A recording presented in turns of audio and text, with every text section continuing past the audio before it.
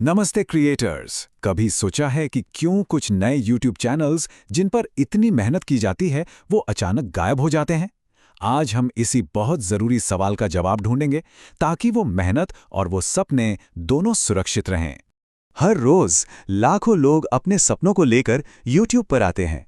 एक उम्मीद होती है, एक नया सफर शुरू करने का जज्बा होता है और अपनी कहानी पूरी दुनिया को दिखाने की एक गहरी चाहत होती है।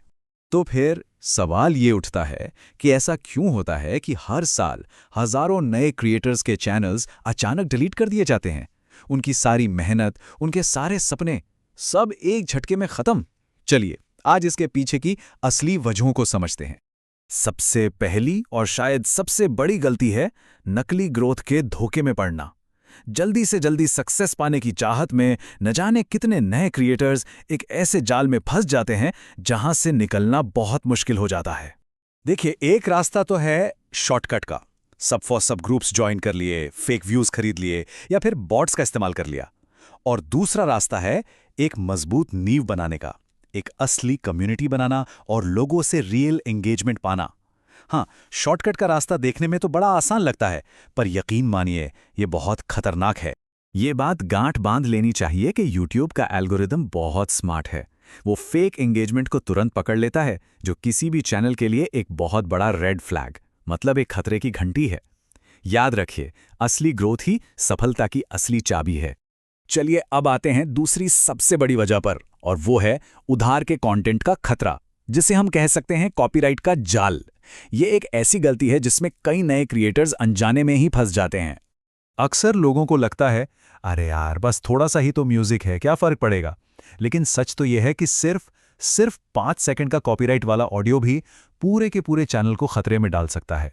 YouTube का सिस्टम इस मामले में बहुत ज्यादा सख्त है। कॉपीराइट उल्लंघन के जो नतीजे होते हैं वो काफी सीरियस हो सकते हैं।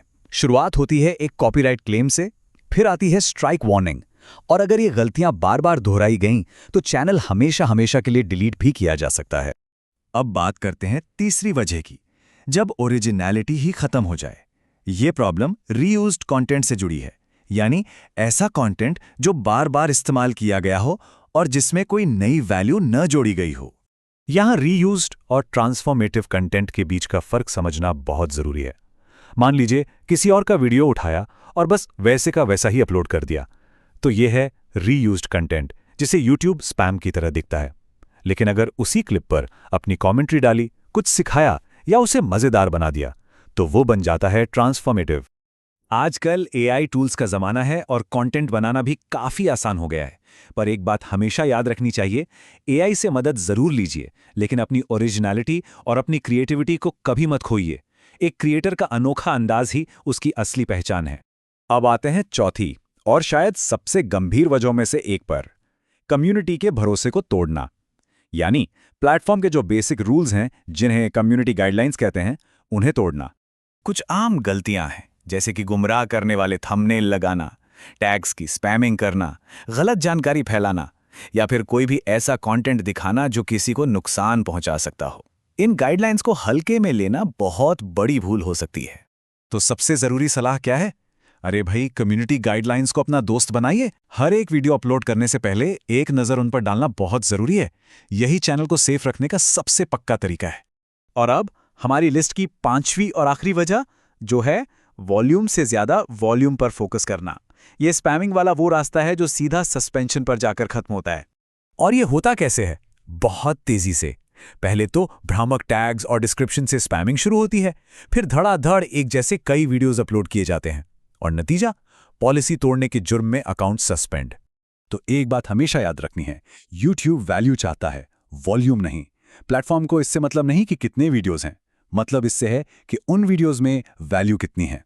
तो इतनी सारी प्रॉब्लम्स की बात हो गई, अब बात करते हैं सोल्यूशन की। सफलता का असली रास्ता क्या है? एक ऐसा चैनल कैसे बनाए जो लंबे समय तक टिके और लगातार बढ़े? देखिए, YouTube कोई विलेन नहीं है। असल में ये एक ऐसा सिस्टम है जिसे असली क्रिएटर्स की मेहनत को प्रोटेक्ट करने के लिए ही बनाया गया है।